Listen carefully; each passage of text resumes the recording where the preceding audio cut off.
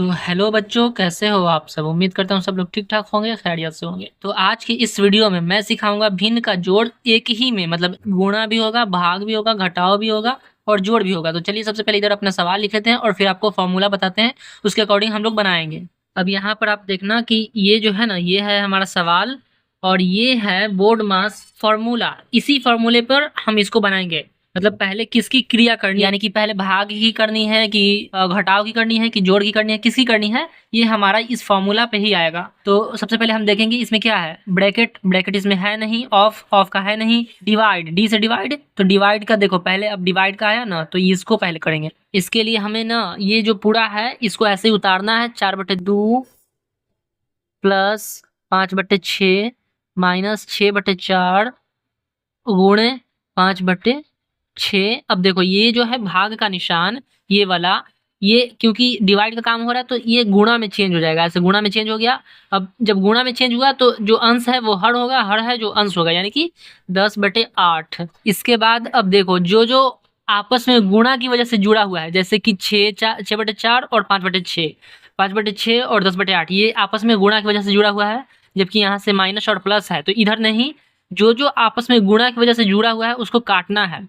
तो 6 का पहाड़ा एक बार पढ़ेंगे तो 6 कट जाएगा, और फिर 6 का पहाड़ा एक बार कटेंगे तो ये भी कट जाएगा।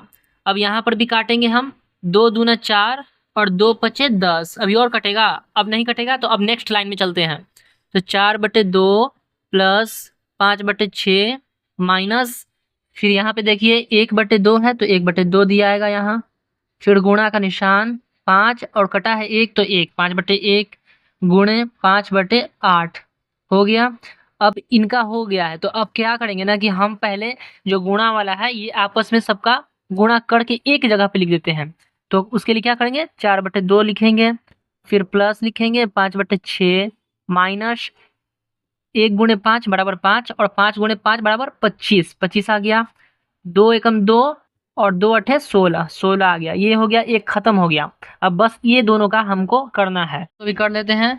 यहाँ पर देखो आप, यहाँ पर आप चाहो तो खाली ये जो है भिन्न का जोड़, यानी कि ये और ये, इसका भी कर सकते हो अकेले और फिर माइनस लगा दोगे।